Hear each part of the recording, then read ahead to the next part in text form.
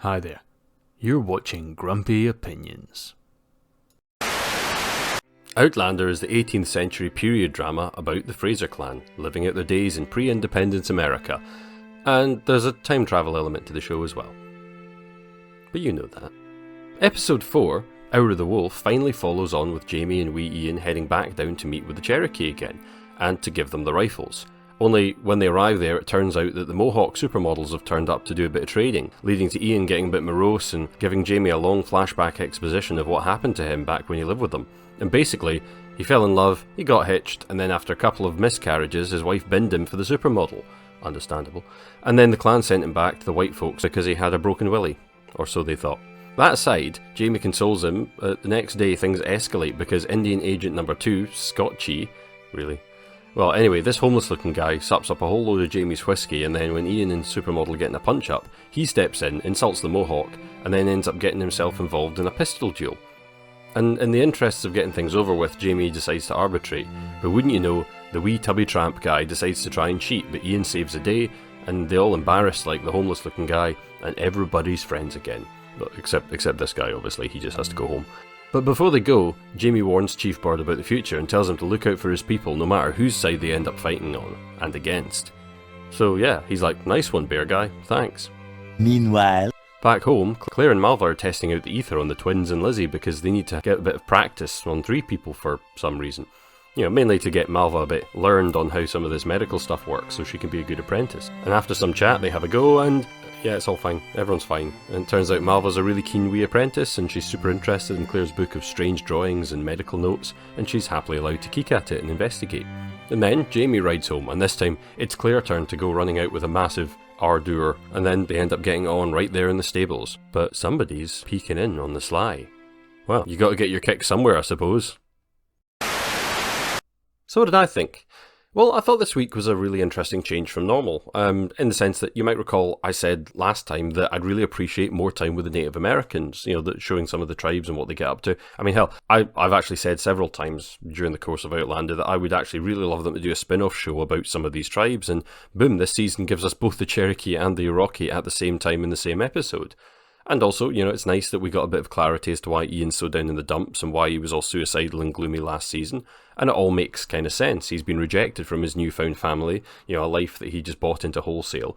Then he lost his wife, he loses the chance of future kids all in one fell swoop, while being betrayed, basically, by the people he thought loved him. And, you know, clearly, some aspects of this, there was a lot of Dances with Wolves references, and that's, you know, a classic film, and so it's understandable they would do a little bit of that. And I really liked that, you know, they had all the native languages completely unsubtitled. And at the other end, it was also good to see, back at the Ridge, Malva doing a bit of a parsley and learning the tricks of the trade. And I noted here, now there's something interesting about this, is they've cast the actor who plays Malva as somebody who actually, there's definitely a similarity in looks to her and Katrina Balfe. Just a little, I mean obviously not in height, because they're completely different heights, but I do wonder if that was a conscious decision to make her kind of like a mini-me. But equally, I mean last time they cast somebody that looked a bit like Claire, it was like the weird posh one who was desperately dead on to shag Jamie, the one who ended up being like Willie's mum. Now, that might be intentional, this might just be the fact that, you know, eventually you will find some actors who look a bit like people. But I'm not sure if that's where they're going, and I'm not entirely sure what I'm supposed to be reading into, like, the whole scene of her perving over them having a shag at the end. On the face of it, you'd be like, whoa, that's a bit dodgy. But then, other than that, it's not like there's porn readily available in those days, and her being a kind of sheltered Bible basher type, she's probably just really curious. And as we've seen, she's got a bit of a crap home life, and she's desperate to be part of this other family who are actually nice to her. So, interesting. Also, I would like to say I really liked the look of the Cherokee village. It looked really amazing. I mean, clearly the show's gone to great lengths to show it off with these big, sweeping, establishing shots. But that leads me to the other side of things. Because, on the other hand, I do have to wonder, you see, normally on a show like this, you get establishing shots when you arrive at somewhere, unless characters have been somewhere but they've not been outside yet. So, I mean, think about something like Rivendell in Lord of the Rings, like all these beautiful shots of all the buildings and all the forests in the valley. And here we are, and we got all these amazing shots. But we were here last week, and they never bothered establishing any of this other than like one super quick shot. And it almost felt like some of these shots were probably originally planned to be part of that episode. And yeah, it just felt really weird for them to have been here the other day, spent the night here, and then gone home. And now they give us the establishing shots. But Also, there was a lot of odd choices this week. I mean, frankly, the editing this whole episode was kind of off. It was really jarring. And I can honestly say it's one of the choppiest episodes of this show I can remember seeing, because of all the cuts. Now, editing's not something I talk a lot about on this channel because it can get pretty boring pretty fast and quite technical. But here it's like we're breaking the line, like the 180-degree rule as it's known. I mean, that all over the place. There's weird, jarring transition shots. Like there's a great big cut from Cherokee land to the ridge that felt like they needed a few shots, but they didn't have time to do them, so they just made them super fast. And it gave everything this kind of constipated, desperate for the toilet feeling. This sort of thing of, oh, quick, on to the next bit, on to the next bit.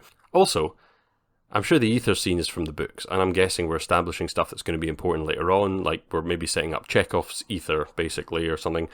Now, as well as that, there's clearly like a potential love triangle here between Josiah and between Malva and Lizzie, but I also feel like, as far as some of this stuff is concerned, especially the Malva stuff, the apprentice nurse stuff, it's a little bit too close to all the stuff with Parsley last season. I mean, sure, different events, different characters, and they've got other things going on in the background, but we're taking time away to show Claire training a new assistant. Again, as I've said, like every episode this season, the story needs to grab the reins and get going in a solid trajectory. I mean, yeah, Jamie stuff, okay, that's a little back on track because we've got this plot about, the oncoming war and him being the Indian agent. I mean, that's something. But Claire, again, she's not doing anything in the story. If Claire's job is basically to be here as this repository of knowledge and occasionally do a bit of surgery, she's stopped being the main character in her own story. And the main meat of this week's story was the Ian flashbacks. And to be honest, I could take it or leave it. I mean, that whole story could have been done in 2 sentences of exposition, and I don't think I would have actually missed any of this in terms of, like, as an overall part of the show. I mean, if I was going to go back and sit and rewatch all this, I'd skip this episode because nothing of massive note happens in it. And let's face it, mostly it was shots of John Bell smiling or looking sad in a big montage that we race through, like, right from the timeline. He arrives, he falls in love, he marries, 2 bad pregnancies, and he heads home, and all of that's told in literally about 10 minutes of screen time. Now, if they wanted to do a big Ian and the Indians episode, and they've reported there was all these issues with Katrina's availability because of the pregnancy and obviously in COVID, why didn't they just do a whole episode just about this? Like, you could have, like I'm against filler, but why not actually just make this episode a proper solid story episode about this? Like, give lots of time to these characters, get lots of time to a subplot, do a full, just basically a bottle episode about this, rather than, well, this was just a dull chunk of boring gubbins, like, absolutely crammed with filler. Because part of the issue here is, I don't think John Bell really carried this very well, because I don't buy him as this tough Mohawk brave.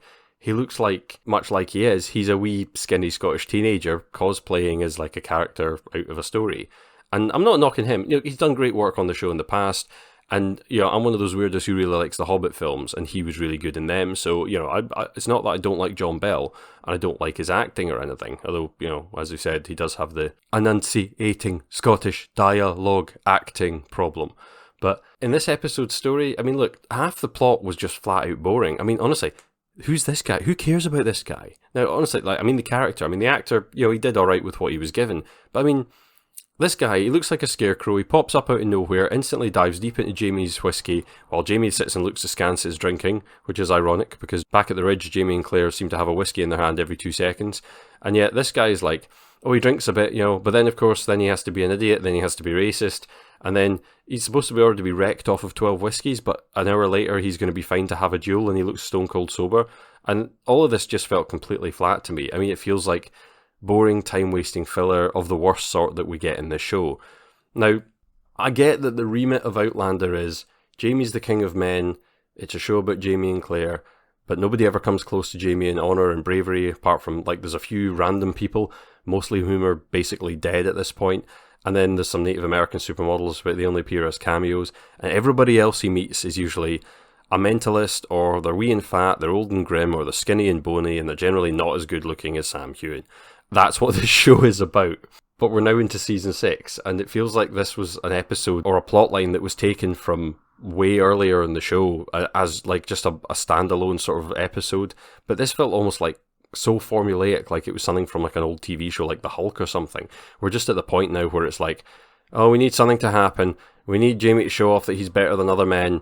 Well, let's have a random character pop up and do something stupid. Time wasting, time wasting, time wasting, time wasting. It's just tiring. So yeah, now I hate to say it, this is the third episode so far this season that I've been let down by. And I don't think it's just me, although obviously them moving the show off Amazon Prime to only being on the Stars channel has probably added a lot of problems in this regard with like viewership.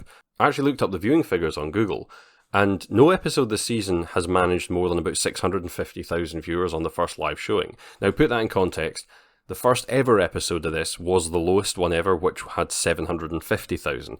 Now, ever since then, it's been bouncing anywhere between 8 or 9,000 and like 1.5 million viewers. I mean, obviously, that doesn't include people streaming it after release. That's just on like the opening night when they actually show the episode for the first time live. But looking at the figures, I mean, the last couple of seasons, it's basically been a steady decline in viewers since the high point in Season 4. Also, yeah, the middle of Season 4 is when I actually had the most viewers on my channel. I mean, I had 13,000 views. Not obviously all at the same time, but I had like 3,000 views in the first day on the episode of Bree coming through the stones and meeting Leary. I'm getting about 150 to 200 per episode now after a week. Now that's fine. I mean, I'm not in this for the views, but that's a far cry from the figures I was getting a few seasons ago. And it seems like the show's own figures hold that up. And I kind of have to say it's because the show isn't as good as it used to be in a lot of ways. And we're halfway through this season, and I'm still waiting for the plot to start. And yeah, I know that might grind some of your gears, and I know some of you are you're really diehard fans of these books and just love it, and you just desperately want to see it put on film. But there's a reason this is called Grumpy Opinions. It's because I get grumpy when I don't like things. It's just something that's been on my mind. And I really hope that this will improve, because we're now, as I said, we're halfway through this season now. This is episode 4. So we've gotten halfway through, and nothing much has actually happened in terms of the overall plot. The characters aren't much further ahead than they were at the beginning of the season. There's been a lot of little things going on, but other than the introduction of the Christies and the building of like the church on top of the hill, really nothing much has happened. I mean, yeah, you could say, the Indian agent stuff, but really it's not really affecting anything. It hasn't had a notable change on Jamie and Claire. None of the characters have changed or grown in any way. They're all just in exactly the same place as they were before. Maybe Parsley and Fungus, they've done a little bit, but basically, yeah, everybody else in the main plot, peddling water, waiting to get on with the show, waiting for something to happen. But that's where we are at the moment, so till next time, these have definitely been some grumpy opinions.